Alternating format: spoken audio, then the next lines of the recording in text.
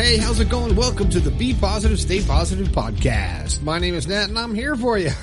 I am here for you. I'm trying to get back to 3 times a week, Monday, Wednesday, and Friday, to cheer you up and give you those keys to the door that will unlock your happiness. It's the goal, right? Just to be happy. Man, sometimes it's so difficult with all the crap that's going on in this world. It's hard to be happy all the time. Hey, if this is your first time here, welcome to the show. I'm glad you found it. If you've been here all along, thank you for following and listening for so many years. I've been getting a lot of messages from people who say they've been listening to this show for quite a while. And I think it's fantastic. You guys have been there since the beginning, so you kind of heard my cringy first year. But you know what? We all have to learn and grow and get better as we go on in life, you know, as long as we learn. So I think I've learned how to do this show a little bit better. Let me know what you think. What else? Don't forget about the book, The Positive Perspective. If you don't have it yet, I want to know why. Tell me why if you don't have my book, give me a good reason why you don't have it. Are you broke? Okay. Well, I get that. But, you know, pick up a book and, Great, you know, it helps me with the show. It helps me keep this thing on the air. Grab a signed copy, and I will send you some other goodies along with there'll be some surprises in that package. So go to the website, bepositivepodcast.com. Grab something from there. Check out the new merchandise. I'm kind of slacking with the extra new stuff. I got a couple new things on there. And it's not going to break the bank, and you will help me out with everything that you purchase, and I really appreciate it. If you've got something you want me to talk about, you can text it to me at 304-506-3332. Or if it's a little bit longer, like the story I'm going to read today, you can go to bepositivepodcast.com/your story, and I'll read it on the air, and I'll give you a shout out if you like to, okay? All right, Rose? I'll give you a shout out. What else is going on? I just said the text line 304-506-3332. I've done all the promotional stuff. And now let's get to the meat of the show. I didn't name this show. I don't have a name for it. I'm just going to read this letter cold. I haven't read it in advance. I'm going to read it and I'm going to talk about it because that's kind of what I do here. It says, "Hey, I've been listening to your show for quite a while now and sent an email last month about my situation with my childhood.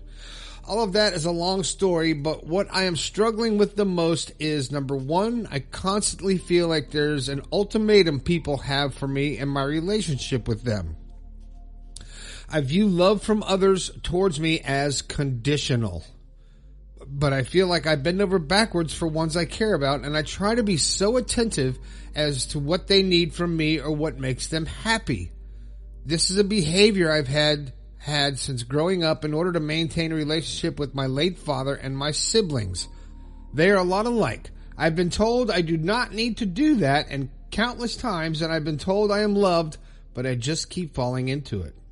About 2 years ago, I broke away from my toxic family, and since then, I have improved and grown, but I feel like I'm coming up to roadblocks on some core programming." Okay. Number 2, I constantly feel that people, specifically my partner, is always mad at me, unless he's giving me deliberate positive attention. But like when he has a bad day, I always feel that it's my fault. I think that I have asked him about 7 times today if he is okay, and he says yes, or I'm fine. And I'm just so scared that I did something and he isn't telling me. It's like a 24/7 guessing game. I'm so tired, and we are both going through our own personal things, but I constantly feel like I'm making his life difficult or miserable, even though he says and even acts different. It's like I am so used to what I had to deal with. I lived with my parents for 25 years until I bought my own place, constantly still viewing myself as a child and seeking approval for choices. That the relationship seems too good to be true, like I'm waiting for tragedy to enter our relationship. I hope this all makes sense. Please let me know if it doesn't. I appreciate your show, and it has helped me so much with healing over the last 2 years. Okay, well, there's a lot to talk about here. The first situation is you feel like there's an ultimatum, and you feel like you sound like you have to be a people pleaser. And you've tried to keep the peace in your family by making other people happy and doing what they want to do at your own expense. You sacrificed your own happiness so other people can feel happy. And you say you got away from your toxic family, but you're coming up to roadblocks on your core programming. Well, that's kind of, I have to say that might be kind of a cop-out, because when people start blaming things on their past or on their family or on someone else, then you're using that as a crutch to get through to accept the same feeling and, the dwelling on the past. So if you say that you constantly feel that your partner's always mad at you, okay, that's an insecurity in yourself, and I'm sure you understand that. And when you say, you keep asking, is something wrong, or if he has a bad day, does anybody ever ask you if you had a bad day? Do you ever acknowledge the fact that you may be having a bad day? Or is it always about making someone else happy and the fear of being alone? And I think most of this boils down to your insecurity with yourself. You have to forget about making other people happy, because you will drive yourself crazy trying to please everyone else at your own expense. You'll sacrifice your happiness making other people happy. And feeling insecure, like you've made them unhappy. Maybe there's something in your past where you got blamed for a lot of the things, or you thought that things were your fault. And I've heard of kids that come from a broken family or divorce, and they think that the divorce happened because of them. And most of the time, it's not the children. It's the two different personalities with the adults, and they have to go their separate way. But kids don't understand that. But you don't sound like a kid. You sound like you're grown up. So now I ask you, why are you always feeling that you have to ask your spouse if he's okay? Why do you need the positive attention all the time? Why are you always searching for that praise, that pat on the back, that attaboy, that you did a good job, that you're loved? Do you need someone to constantly tell you that they love you? And if that's the case, you have to ask yourself, why? And then I want you to look into the mirror and look at yourself. Don't think of anybody else. Don't think of your spouse. Don't think of your family. Don't think of your sisters. I want you to think of yourself and look at yourself. Are you happy with where you are in life? Have you made good decisions that have put you in a place in your life that you want to be? When you look around, do you have things that you want, that you like? Have you worked hard to get to where you are today? Have you accomplished things in life that you should be thankful and grateful for?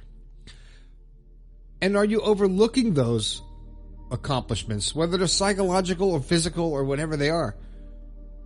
Overcoming things and being a better person is cause for praise, self-praise in your own mind. You don't have to dance around in a dress with the ribbons and confetti, although that's fun sometimes. But you have to ask yourself, why do I want someone else? Why am I so worried about someone else's happiness, and I'm not worried about my own? And when something happens to anyone else, remember this: if anything happens to anyone else, your spouse has a bad day, he's angry, he's upset, he had a bad day at work, maybe he crashed the car, maybe he broke a leg, maybe he somebody hurt his feelings, whatever it is, and he's upset, and he's home and he's mad. It's your job to be there for him, but it's not your job to make it better. It's his job to accept the situation and the emotions and get past it. Now, if I was in a relationship and every day I came home and my spouse was like, "Are you okay? Are you fine?" And I'd say, "I'm fine." And he kept asking, "Are you okay?" I'd be like, "Yes, I'm okay." Why do you keep asking if they're okay? And I think that this is just my theory now. I'm not a psychologist. I'm not a doctor. I'm just another human being. But I think if you constantly asking other people if they're okay and asking other people if they feel happy, maybe it's a cry out for someone to ask you if you're okay. Now, everybody's going through things in life, and you feel like you're making his life difficult or miserable, even though he says not. So this man must love you, and he understands you. So I have to say, this is going to be harsh, but give him a break. All right? If you guys are this close, like it sounds like you are, if he's got a problem with you, I'm sure he'll talk about it. He'll bring it up. I didn't like that you said that. Or, yeah, you know what? I'm having a bad day and I didn't like what you said to me. He will tell you that. But if you keep on asking, are you okay? Are you okay? Are you sure you're okay? Are you all right? How would you feel? Turn it around the other way. If someone kept asking you questions like that, are you okay? Yeah, I'm fine. How you feel? I'm fine. Are you okay? Is this something I said? You didn't say anything. I'm doing good. Well, are you sure you're fine? How would that feel to you? And then you'd have to ask yourself, if someone kept asking you that over and over again, wouldn't you wonder why they kept asking that? Maybe that they're the ones that are insecure and need the attention? So when you say it's a 24/7 guessing game, you're so afraid that you did something and he's not telling you. You're walking your entire life walking on eggshells. Your head's gonna explode. You can't live like that. You have to live your life. Be who you are. Be who you are. And if you're happy, the person that you're with or the person that you are going to be with will accept you for that and respect you, because you'll be stronger. You'll be emotionally stronger. And that's much better than a weak person who is so afraid that they're doing something wrong that they're not even paying attention to what they're doing right. You're not living your life. You're peeking around every corner like, oh, I hope this doesn't make them mad. Did I make them mad? Did I do this? And you have to actually stop doing that. Stop worrying whether you've upset somebody else. Because you know why? You're going to piss people off. You're going to upset people. They're going to get mad at something you say or something you do. But guess what? That is them getting mad at you being yourself. If you're being yourself and doing what's making you happy and true to yourself, and someone else gets upset with you or can't deal with it or just isn't happy with what you've said or done, that's still on them. That is something they have to deal with. It's like when someone gets offended, you're not offending them. They are choosing to be offended because it's words. Okay? Now, I know words can be very powerful.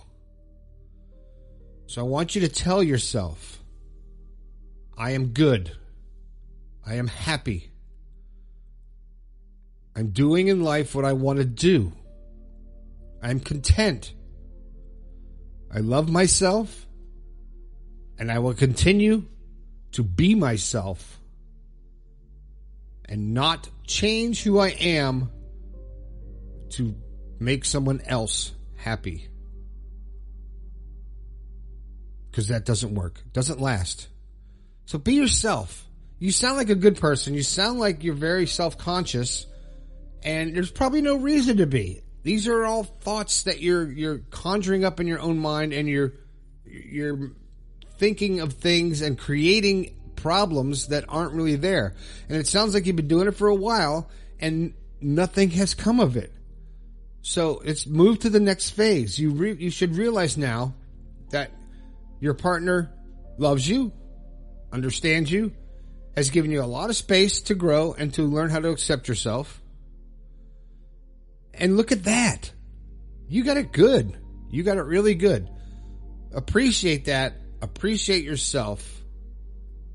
And let's grow from this. Okay? You can do it. I know you can. All right.